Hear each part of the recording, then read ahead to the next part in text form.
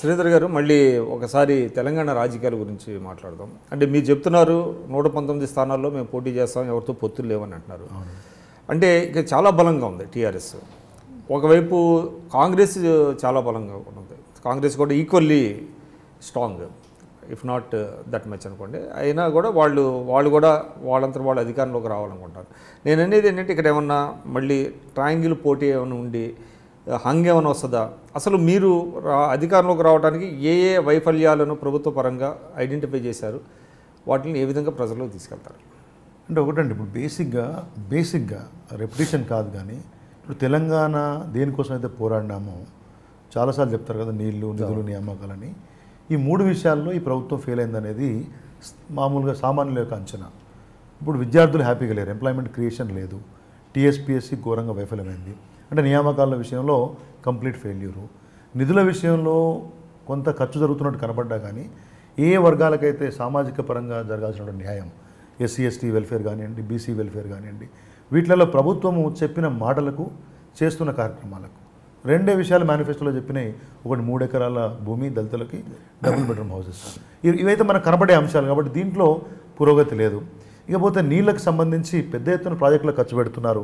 ఆ విషయంలో నాకేం రెండో ఆలోచన లేదు, కానీ దాని ద్వారా ఇప్పుడు వచ్చినటువంటి ట్యాంజిబుల్ ఇన్పుట్ మీకు ఎక్కడ కనపడలేదు. దాంట్లో జరుగుతున్నటువంటి అవినీతి, మిషన్ భగీరథ పేరు మీద జరుగుతున్న అవినీతి పెద్ద ఎత్తున ప్రచారంలోకి వస్తున్నాయి.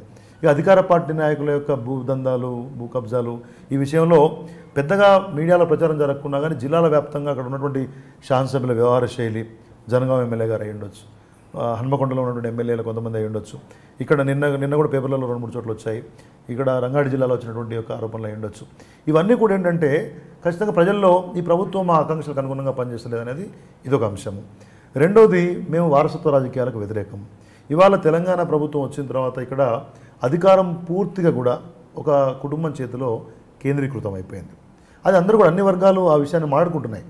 వాళ్ళు మాట్లాడలేదనే విషయాన్ని ప్రభుత్వం మాట్లాడినా కానీ, మేము ప్రజల్లోంచి వచ్చామని చెప్పినా కానీ, మీరు అక్కడ ఉండటం మూలానే మీకు అవకాశాలు వచ్చాయి. మేజర్గా కేసీఆర్ గారు ఇదన్ ఎక్సెప్షన్. కాబట్టి ఖచ్చితంగా ఈ వారసత్వ రాజకీయాలకు మేము వ్యతిరేకం కాబట్టి వాటికి వ్యతిరేకంగా పోరాడతాం. ఈ 2 అంశాలు ప్లస్ గుడ్ గవర్నెన్స్. ఒకటి అవినీతి ఉండడం వేరు, ఆకాంక్షలకు అనుగుణంగా ప్రభుత్వం నడపడం వేరు. అదే కాకుండా ఇక్కడ ఒక మంచి పరిపాలన లేకపోవడం, ముఖ్యమంత్రి గారు ఎవరికి అందుబాటులో లేకపోవడము, ఏ వర్గానికి అందుబాటులో లేకపోవడము, వినడానికి సిద్ధంగా లేకపోవడము, నిరంకుశ ప్రభుత్వం, ఇవన్నీ కూడా కలగలిపి ఒకలాంటి గ్యాప్ ఇన్ ది గవర్నెన్స్. ఇంకోటి ఏంటంటే ప్రజల్లో ఒక వ్యతిరేకత ఉంది. దాన్ని ఖచ్చితంగా మేము ప్రజల్లోకి తీసుకెళ్తాం.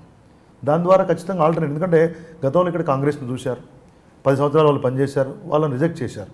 ఇవాళ కాంగ్రెస్ పార్టీ ఆల్టర్నేటివ్ అని చెప్పుకునే నాయకులందరూ కూడా ఇక్కడ గతంలో ఆ ప్రజల చేతిలో ఓడించబడి క్రెడిబిలిటీ లాస్ అయిన నాయకులు, కుంభకోణాల్లో పేరున్న వాళ్ళు కొంతమంది అయితే, అసైన్డ్ భూములు కబ్జా చేసిన వాళ్ళు కొంతమంది అయితే, రకరకాల వ్యాపారాల్లో లేకపోతే ప్రభుత్వ పథకాలలో అవినీతి చేసిన వాళ్ళు కొందరైతే, వీళ్ళే ఇవాళ కాంగ్రెస్ అగ్రనాయకులుగా ఉన్నారు కదా.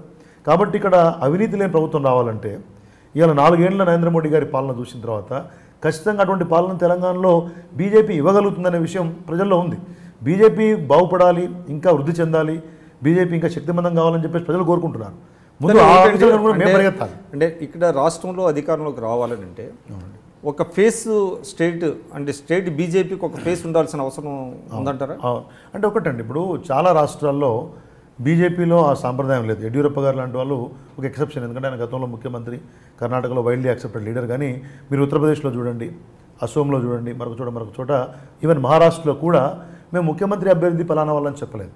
అంటే ఇక్కడ కాంటెక్స్ట్ వేరు కదండి. దక్షిణాది రాష్ట్రాల్లో కాంటెక్స్ట్ అంటే ఒకటి ప్రాంతీయ పార్టీలతో మీరు అంటే యూపీలో కూడా అఖిలేష్ సింగ్ అనేవాడు ఆల్రెడీ ముఖ్యమంత్రి ఉన్నాడు, ఆయనే మళ్ళీ ముఖ్యమంత్రి అని చెప్పారు. బీఎస్పీ నుంచి మాయావతి అని చెప్పారు. ఈ రకంగా మిగతా రాష్ట్రాల్లో, ఈ సౌత్లో కూడా గతంలో, ఇప్పుడు కర్ణాటకలో గతంలో కూడా మేము ఎప్పుడు చెప్పలేదు. మొన్నటిసారి వారిని అభ్యర్థిగా ముందే ప్రకటించాం, అది వేరే సంగతి. ఏదైనా రాష్ట్రం ఏదైనా, సౌత్ అయినా, నార్త్ అయినా, ఈస్ట్ అయినా, వెస్ట్ అయినా, మా సిద్ధాంతం ప్రకారం, సిద్ధాంత ఆధారంగా, పార్టీ మేనిఫెస్టో ఆధారంగా, ప్రజల యొక్క ఆకాంక్షలకు అనుగుణంగా ఒక వాదాన్ని ముందు పెడతాం. ఆ రోజు గెలిచిన తర్వాత ఉన్న వాళ్ళలో ఒక సమర్థమైన నాయకుడిని ప్రభుత్వాన్ని ముందు తీసుకెళ్ళినటువంటి ప్రయత్నం చేస్తాం తప్పితే party is the face, Narendra Modi government is the face. అంటే మీ దగ్గర కూడా లెజిస్లేచర్ పార్టీ ఎన్నుకునేటువంటి సంప్రదాయం లేదు, పైనుంచి ఇంపోజ్ చేయడమే తప్ప.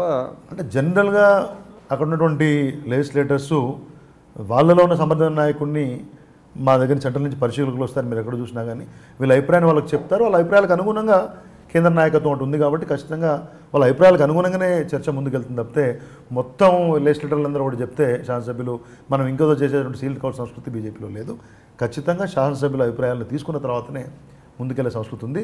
తెలంగాణకు సంబంధించి నాయకత్వ లోపం లేదు. ఖచ్చితంగా అంశాలను తీసుకొని ముందుకెళ్తాం. విజయం సాధించిన తర్వాత ఉన్న వాళ్ళలో సమర్థమైన నాయకుడిని శాసనసభ్యుల యొక్క అభిప్రాయం ఆధారంగా కేంద్రం యొక్క పార్టీ యొక్క అభిప్రాయం ఆధారంగా ముందుకెళ్తాం. దాని పెద్ద విషయం కాదు. మీరు చూస్తున్నారు ఐ డ్రీమ్ న్యూస్ని. మీరు చూస్తున్నది ఐ డ్రీమ్ న్యూస్. అంటే కళలని నిజం చేస్తూ ప్రజలకి నిజాలని కళల ద్వారా తీసుకొచ్చే ఐ డ్రీమ్కి మై బెస్ట్ విషెస్. మీరు చూస్తున్నది ఐ డ్రీమ్ న్యూస్. మీరు చూస్తున్నారు I dream channel. For more videos please subscribe I dream. మరిన్ని వీడియోల కోసం ఐ డ్రీమ్ని సబ్స్క్రైబ్ చేయండి. Please subscribe I dream. And I am very much satisfied with the way interview went on. Kindly subscribe to I Dream. For more videos, subscribe to iDream. And loads of fun entertainment and content.